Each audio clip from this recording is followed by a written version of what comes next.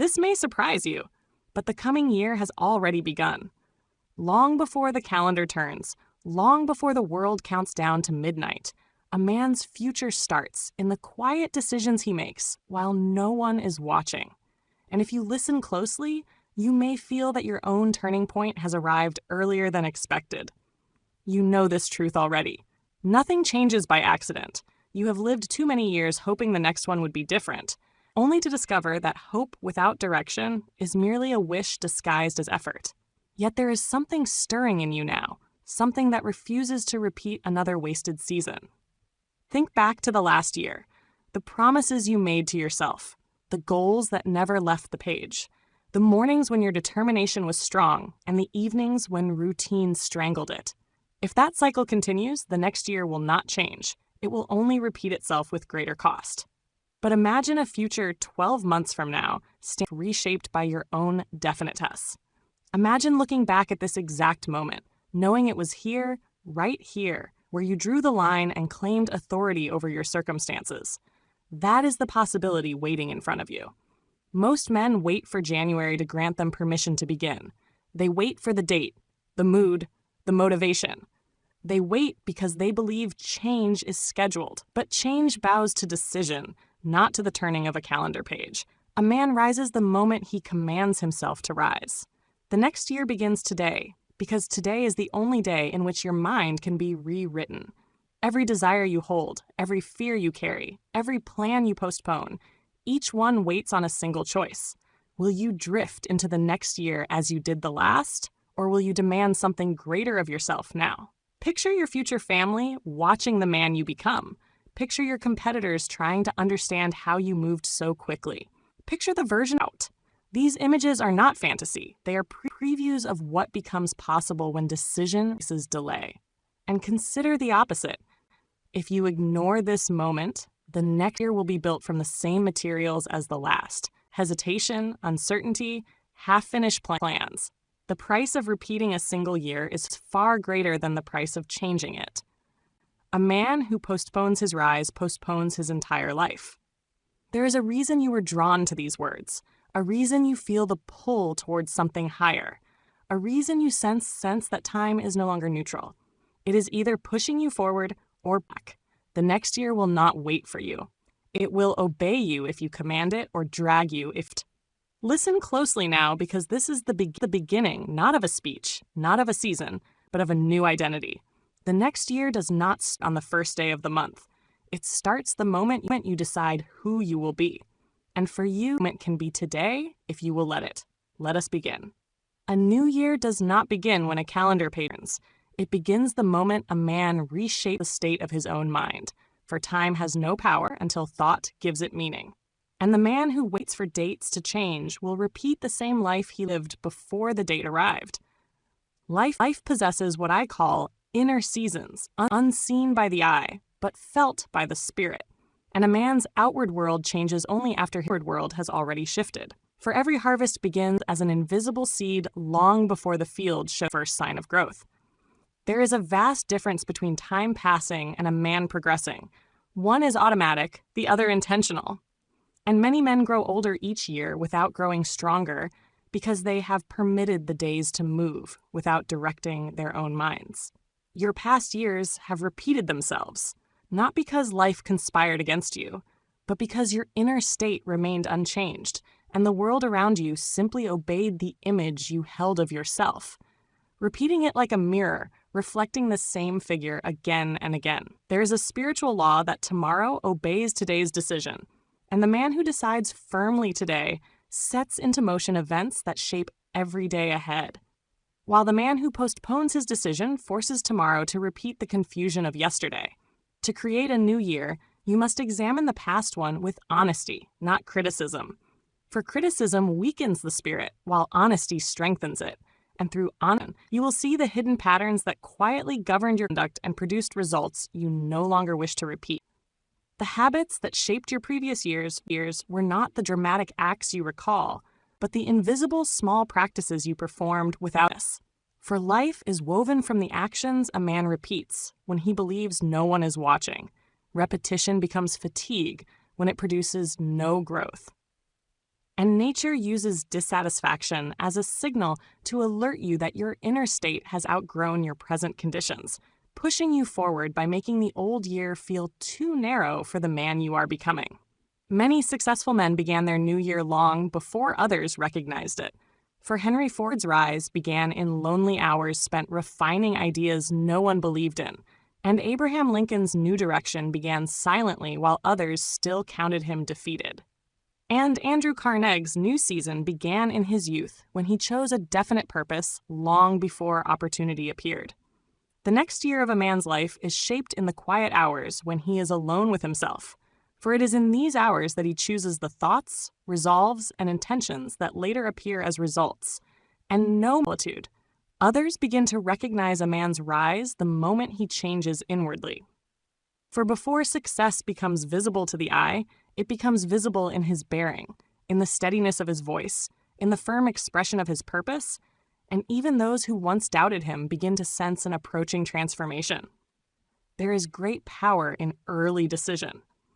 For the man who begins before others possesses an unseen advantage, moving with clarity while others wait for conditions to improve.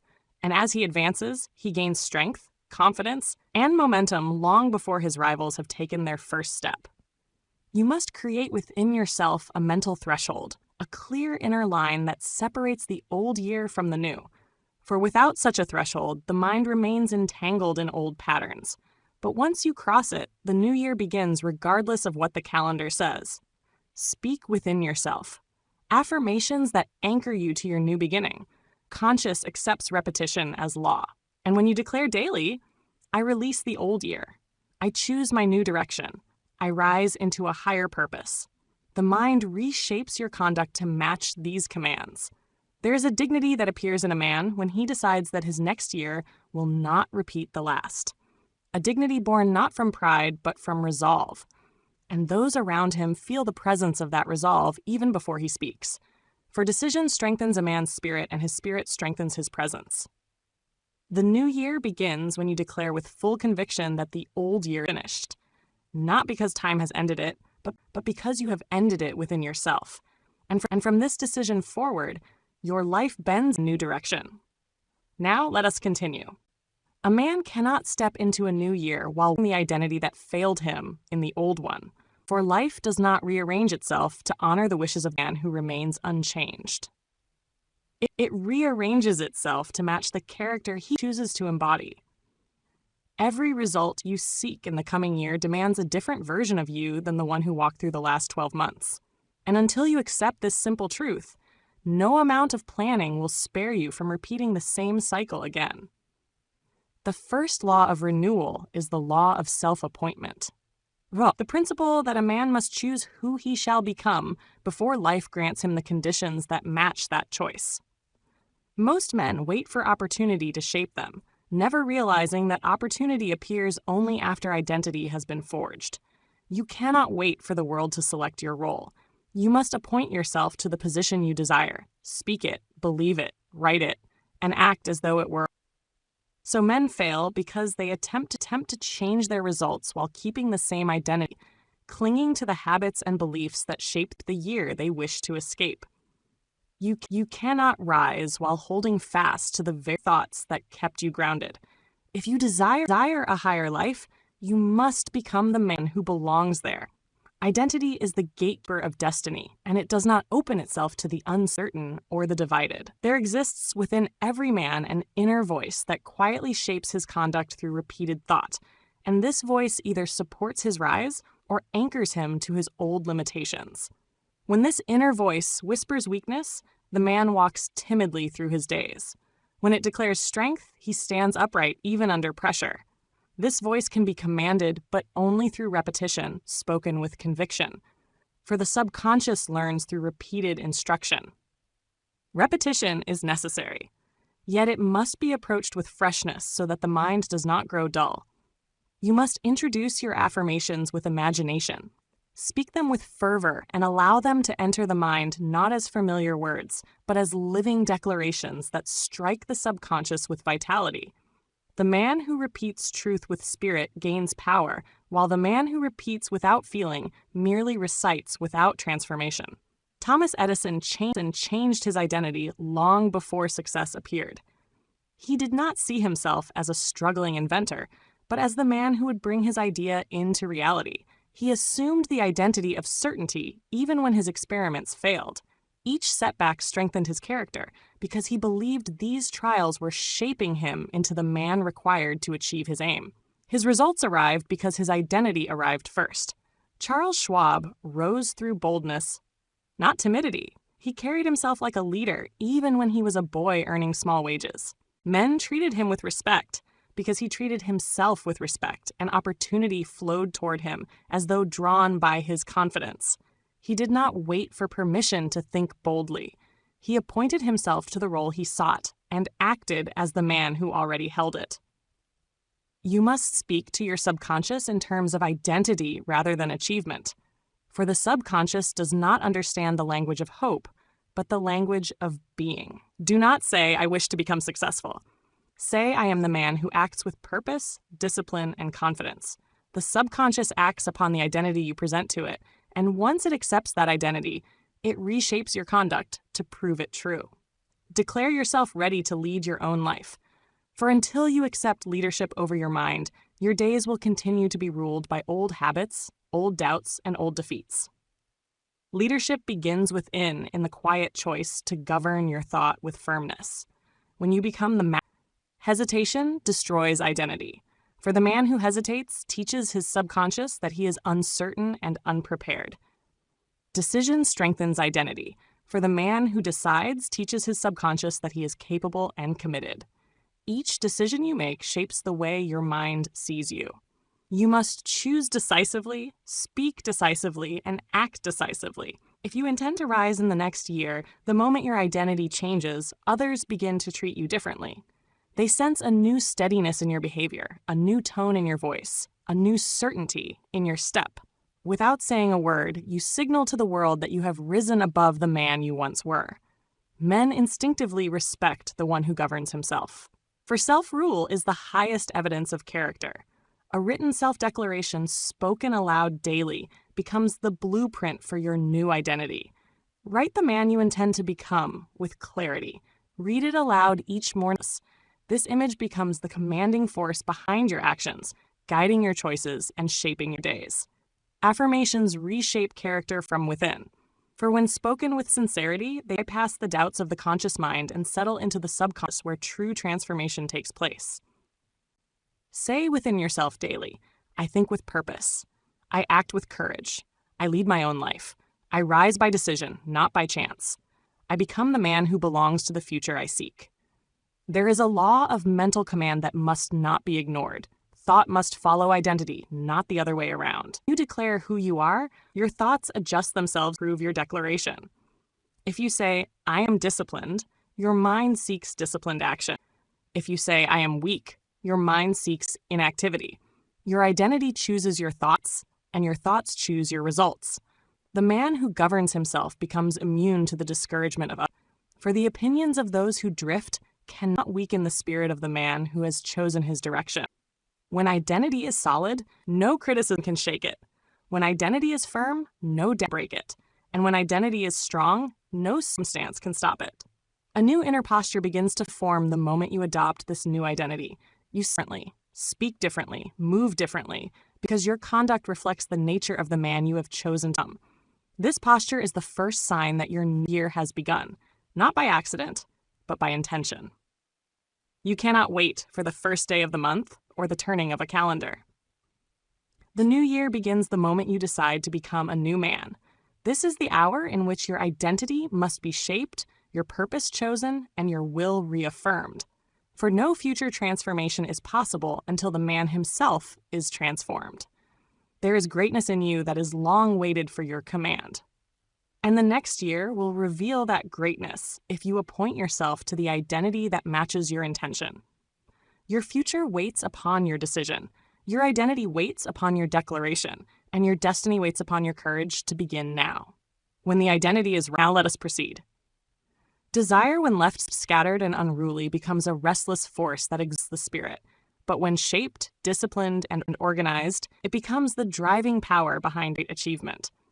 For nothing moves a man forward with such intensity as the clear vision of what he intends to possess and the firm belief that he shall possess it.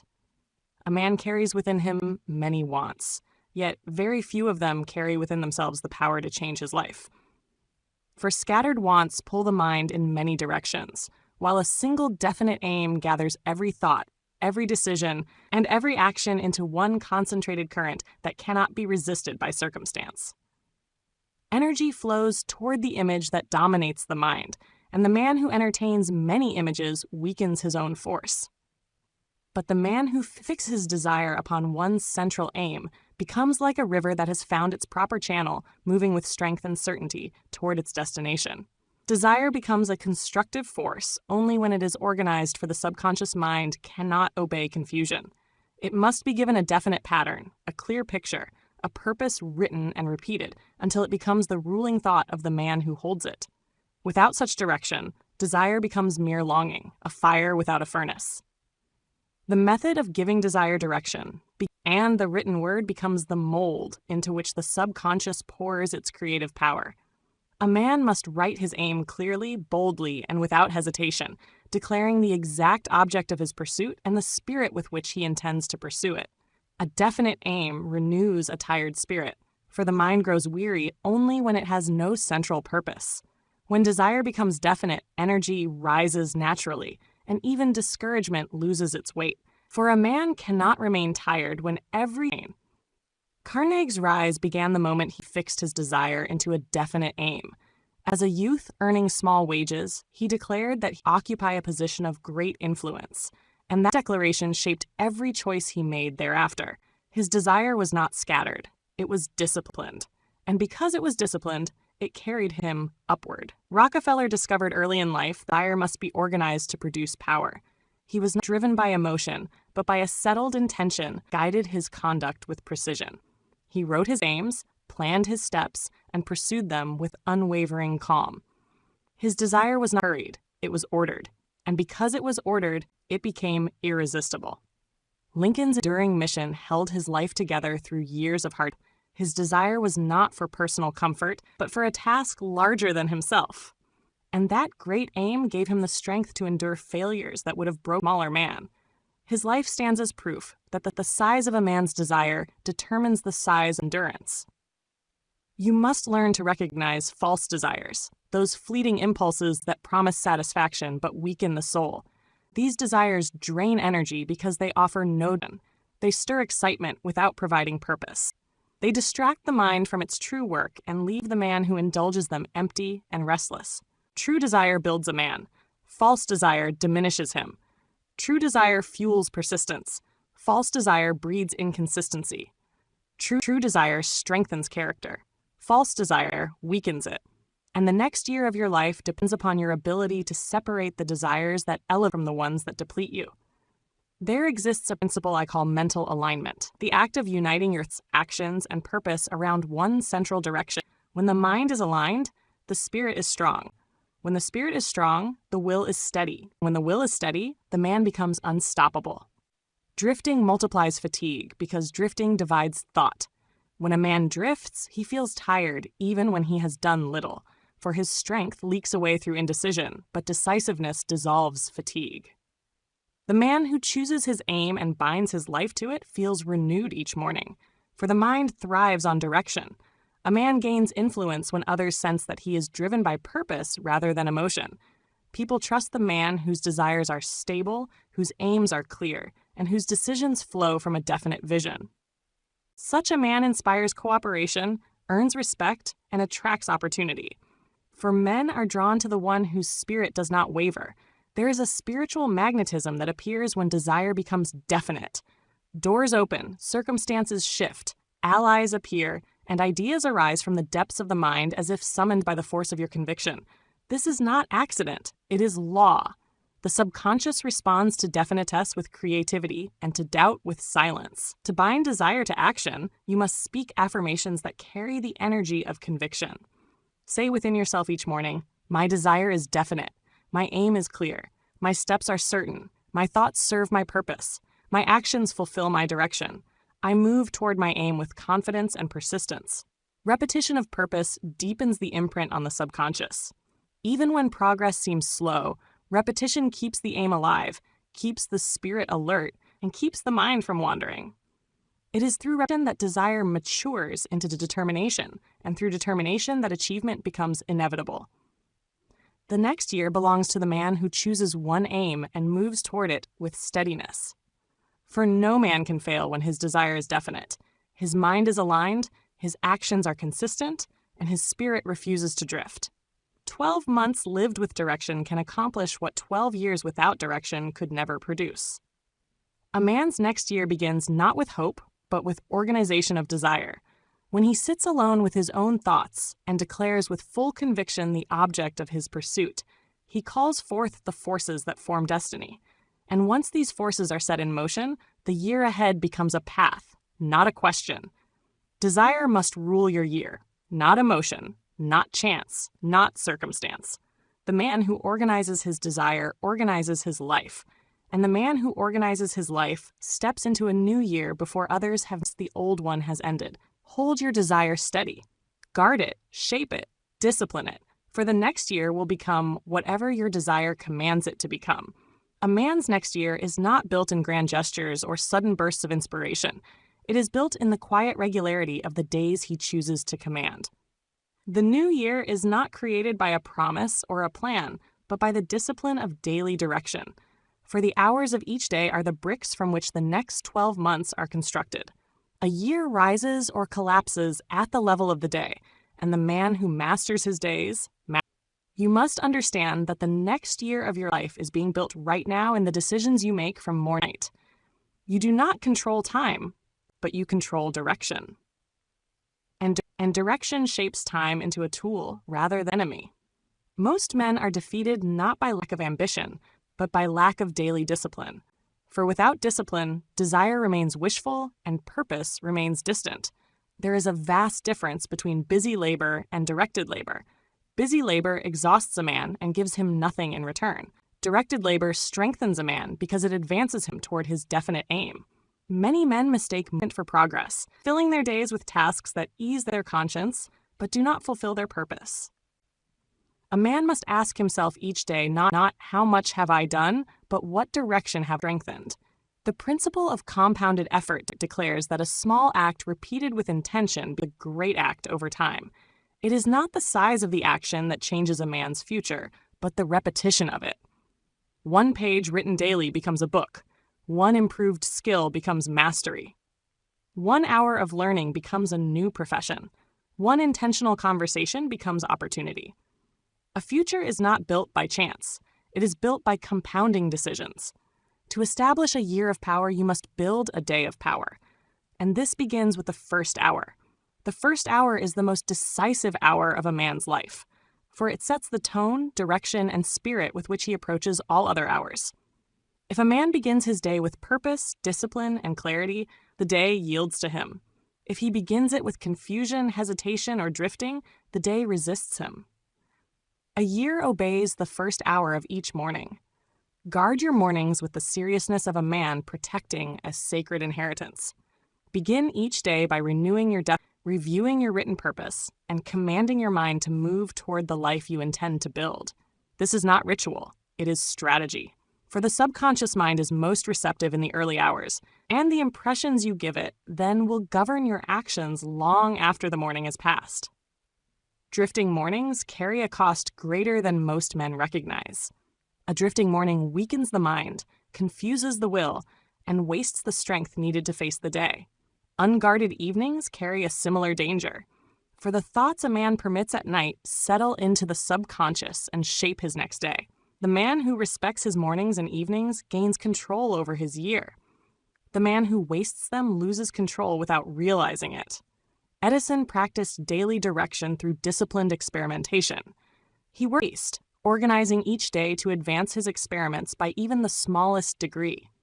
He did not attempt 100 scattered pursuits. He attempted one pursuit 100 times. His discipline allowed him to compress years of progress into months because each day was aligned with his definite aim. Ford embodied daily refinement. He approached each day as an opportunity to improve the idea he carried in his mind. He stripped away unnecessary effort, simplified processes, and pushed his vision forward through persistent daily action. His success did not emerge from one great day, but from many deliberate days shaped by discipline, each one advancing him beyond the previous one. You must train your mind to anticipate progress rather than doubt. Doubt weakens daily direction. It confuses the mind and makes small tasks feel heavy. Anticipation strengthens direction. It energizes the mind and makes work lighter. When you expect progress, you move with purpose. When you doubt, you move with fear. Just choose which of these shall rule him each morning. As your discipline grows, those around you will begin to sense change. Your household will notice the steadiness of your mornings and the firmness of your decisions. Colleagues will sense the clarity of your actions. Rivals will wonder at the speed of your advancement and attempt to understand the source of your new momentum. Discipline is visible even when performed in silence. Silence, reflection, and written reminders are the craftsman's tools of character. In silence, the mind becomes sharp. In reflection, the mind becomes honest. Through written reminders, the mind becomes disciplined. A man must sit quietly with himself each day, not to escape the world, but to govern it from within. Reflection strengthens direction, and direction strengthens life. Affirmations for daily direction must be spoken with firm conviction.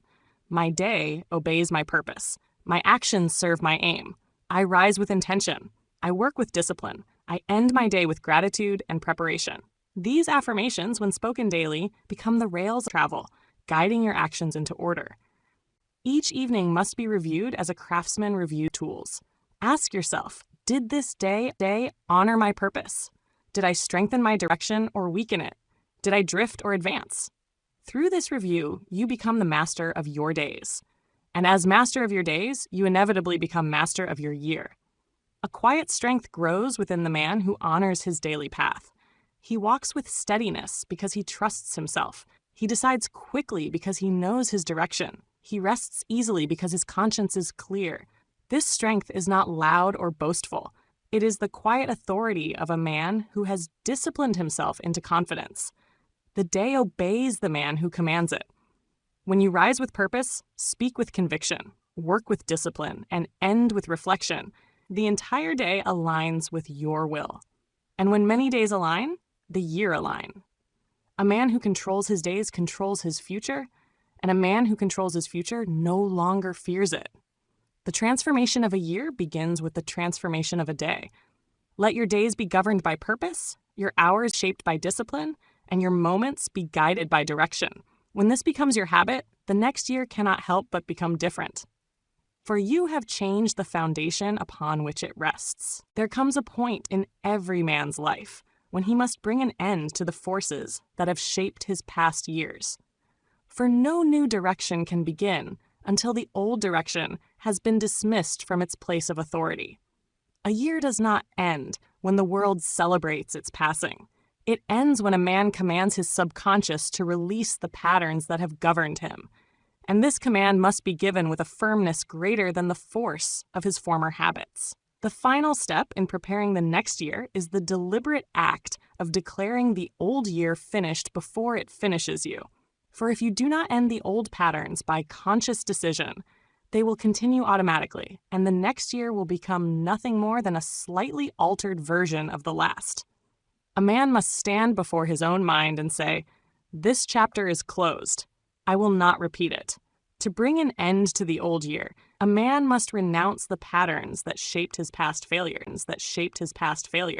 For failures are not accidents, but the predictable outcome of repeated thoughts, repeated doubts, and repeated habits. Renunciation means to deny the old self the right to continue ruling.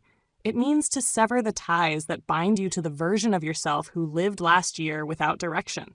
This act requires courage, for the familiar exerts a strong pull. The mind prefers what it knows, even when what it knows is the cause of its frustration. Yet the man who desires a different future must break the allegiance he has formed with his old ways. A new year cannot belong to a man who clings to the thoughts that shaped the old one. Release must come first, and release must come through decision. Your subconscious mind waits on your command to seal your new direction. It cannot guess your purpose. It must be told. It cannot assume your strength. It must be shown. You must issue a clear, decisive instruction to it, telling it that the old identity, the old habits, and the old fears no longer have permission to operate. When the subconscious receives such an instruction repeatedly, it alters your conduct accordingly. This is the principle of inner closing, the discipline of shutting the mental door against doubt, regret, and past defeat. You cannot rise while the door remains partly open to the old self. You must close it with finality so that no old thought may slip through and sabotage the man you intend to become. Close it by repetition. Close it by decision. Close it by written affirmation. To anchor the new identity so deeply that it cannot be shaken. You must impress it upon the subconscious each morning and each night. Identity is not built in a single moment of excitement. It is built through continual reinforcement. Speak the identity you have chosen. Repeat the qualities you now embody. The subconscious accepts repetition as law, and when the law is established, the man becomes consistent with the law. Consider Lincoln, who reached his turning point not at the height of his influence, but at the depth of national crisis. He shed his earlier doubts, dismissed the hesitation that once clouded his spirit, and appointed himself to the task that no one else could carry. His new identity was forged not in triumph, but in turmoil. The moment he decided that he would not be shaped by fear, his leadership rose from within him like a flame that could not be extinguished. Carnegie anchored his identity early in life, adopting the belief that he was destined for a place of influence. He repeated this conviction until it shaped not only his conduct, but the opportunities that came to him. His environment changed because he changed. His new year began the moment he spoke his new identity to himself, long before it appeared in the world. Edison displayed unwavering belief during seasons of discouragement that would have broken the spirit of an ordinary man. He did not question his mission because of setbacks. He reaffirmed it. He declared again and again that he would create the result he sought. And this declaration protected him from the despair that often visits those who attempt great things. His new identity was formed through stubborn repetition and calm certainty. When a man refuses to repeat himself, others begin to change their behavior toward him. They recognize that he has shed his former self, and this recognition brings him new respect, new influence, and new opportunities. Men treat you according to the way you treat yourself. If you carry yourself as the man of last year, they will treat you as such. If you carry yourself as the man of the coming year, they will adjust their estimation to match your rise. There is a moment when hesitation dies and confidence is born, and that moment is often invisible to others.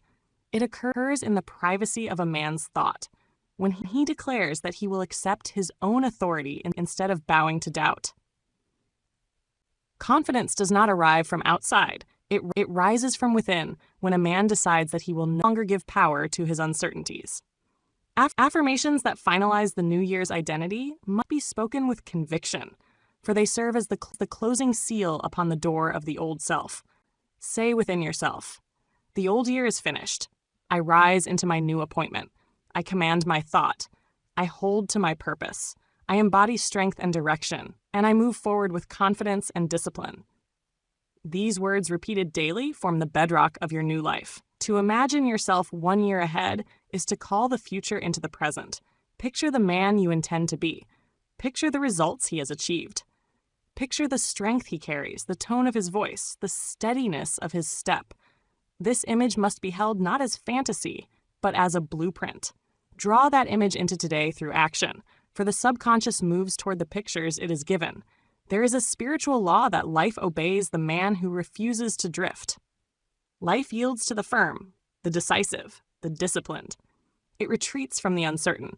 The man who drifts is carried by the current. The man who decides commands the current.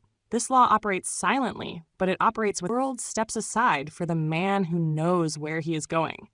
Endurance becomes easier once purpose and identity align. For a man becomes weary not from labor, but from contradiction. When he wants one thing but does another, he tires quickly. When he desires progress but acts without direction, he becomes discouraged. But when his identity, purpose, and daily actions move in the same direction, endurance becomes natural. A man who decides firmly becomes unrecognizable in 12 months. He walks with new steadiness. He speaks with new authority. He carries himself with the dignity of a man who governs his own mind. Past fears lose their grip. Past doubts lose their voice. Past failures lose their meaning. He becomes a new man because he has chosen to become one. Let today be the birth of the year you have long desired. Do not wait for the world to announce your beginning. Announce it to yourself. Issue the command that ends the old year. Declare the idea. Don't wait for the world to announce your beginning. Announce it to yourself. Issue the command that ends the old year.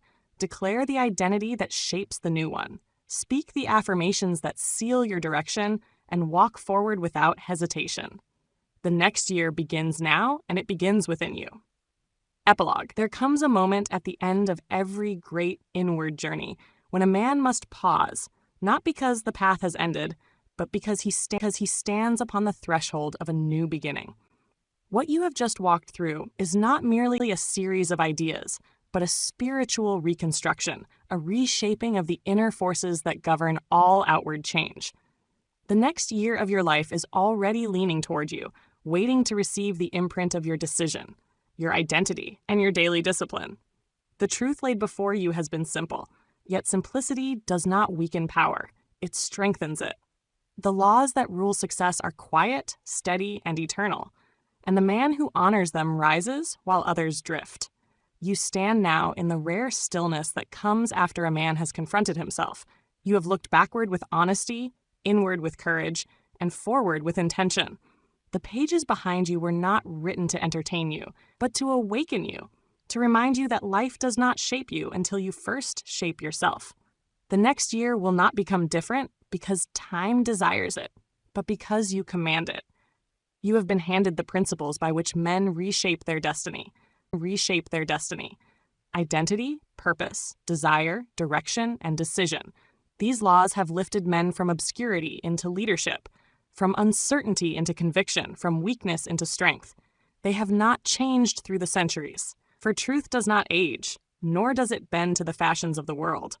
A new year begins in the mind of the man who claims it. It does not begin in celebration, nor in the turning of the months, but in the turning of the mind.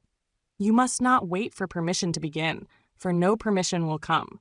The world does not hand opportunity to the hesitant. It bows to the decisive.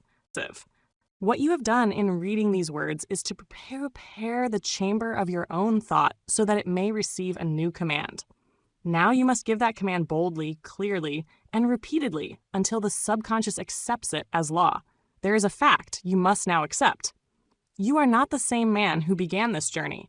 Something has awakened within you. Perhaps faintly, perhaps fiercely, but it has awakened. It is the part of you that has always known you were meant for more than repetition, frustration, and quiet disappointment. That voice within you, once drowned by hesitation, has begun to speak again with strength. Honor that voice, for it is the sound of the man you are meant to become. The next year will test you, not because the world wishes to break you, but because nature demands that every man prove his seriousness before she hands him the rewards he seeks. You will face moments when your old habits attempt to reclaim their authority, when your old identity whispers. You will face moments when your old habits attempt to reclaim their authority, when your old identity whispers its familiar doubts, when your old patterns call you back into comfort. These moments are the true examination. They are not obstacles, but confirmations that you are standing at the doorway of change. The man who passes through that doorway is the man who remains steady when his old self attempts to return. Remember this, the old year cannot follow you if you refuse to carry it. It clings only to the man who continues to feed it with the same thoughts, the same hesitations, the same fears. The moment you deny it your attention, it starves. The moment you close the door against it, it loses its power. You must decide, and decide again and decide daily, that the man you were will not be the man who walks into the next year. Every great rise begins in privacy. Others may not understand the changes in you at first. They may not see the seriousness with which you now approach your mind, your days, your purpose, but they will see it soon enough. For inward change always produces outward evidence. The firmness in your voice, the steadiness in your decisions, the clarity in your direction, these will reveal themselves through your conduct long before results. Steadiness in your decisions, the clarity in your direction, these will reveal themselves through your conduct long before results appear. And when results begin to appear, men will call you fortunate, never realizing that fortune came only after identity, purpose, and discipline had already been put in place. You must not concern yourself with the understanding or approval of others. Your life is not their field to cultivate. The law of success requires that a man plant his own seeds, tend his own soil, and reap his own harvest.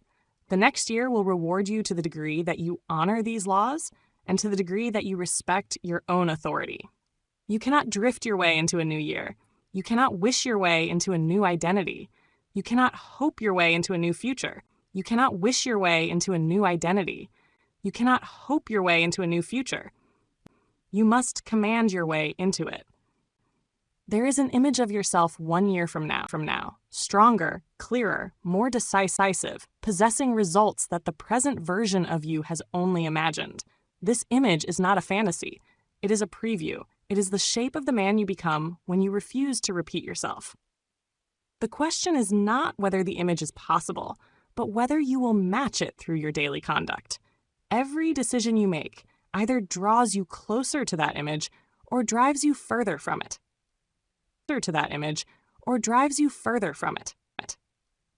You must choose. The great error of men is believing that the next year will bring them something different, while they themselves remain the same. They imagine that time will perform the labor they refuse to perform. But time is neutral. It serves the purposeful and exposes the drifting. You must become intentional. You must decide who you are, what you desire, how you will act, and what you will refuse to tolerate. These choices become the pillars upon which your next year will be built. You cannot wait for motivation. Motivation is the reward of action, not the cause of it. You cannot wait for confidence. Confidence is the fruit of discipline. You cannot wait for confidence. Confidence is the fruit of discipline, not its origin. You cannot wait for clarity. Clarity grows from repetition, not from hesitation. Everything you seek waits on your decision, and your decision waits on your belief. The man who believes he can rise will rise. The man who believes he cannot will remain as he is. Let this epilogue serve as your final turning point. Let it mark the close of the year that has passed and the opening of the year now being formed within you. Speak aloud, if only in a whisper, the decision that will govern everything ahead. I do not repeat old years. I build new ones. I do not drift. I direct. I do not delay. I decide. The next year begins with me, and it begins today. Hold these words as tightly as a man holds his last hope, for they contain the power to reshape every day that follows. A year is not 12 months. It is 12,000 decisions. It is the sum of your identity and the fruit of your discipline. And you standing here in this moment have claimed the authority to direct both. Now I shall give you one final tool, an exercise powerful enough to alter not merely the authority to direct both. Now I shall give you one final tool, an exercise powerful enough to alter not merely the next year, but the next stage of your life. Perform it faithfully, and you will discover that destiny bends toward the decisive man. Before you step forward into the next year, you must first perform an inward work of preparation. For no man builds a strong house upon an unclear foundation. A new direction cannot be laid upon old confusion. Nor can a renewed future be built upon the remnants of an identity that no longer serves you. The exercise you are about to undertake is not merely a writing task. It is a process of mental clearing, a deliberate rearrangement of your inner world, and a setting of the spiritual compass that will guide the next 12 months of your life. This work must be done with seriousness, for a man cannot rise halfway. You cannot drift through your transformation. You must construct it with intention. Just as the farmer studies his soil before planting and the craftsman examines his tools before carving, You must examine the deeper layers of your life before you demand them to produce a new harvest. What you write here will become the mental scaffolding that holds up your next year, not by chance, but by conscious arrangement.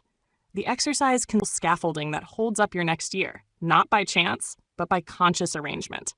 The exercise consists of several stages, each one pulling you deeper into clarity, discipline, and decisiveness. You will reflect, but not to indulge regret.